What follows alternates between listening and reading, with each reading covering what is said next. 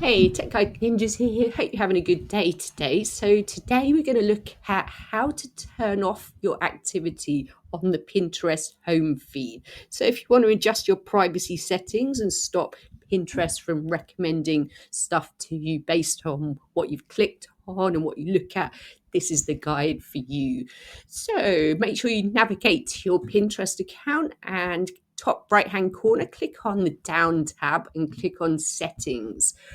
From there, you're going to go over to the left-hand side and you'll see refine your recommendations. So this is where you can make your Pinterest account more for you, edit the details Pinterest uses to recommend ideas to you.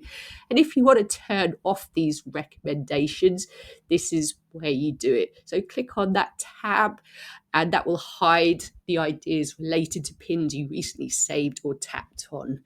So I hope that was helpful. That's it for today. So please like the video and subscribe to the channel, and I will see you soon.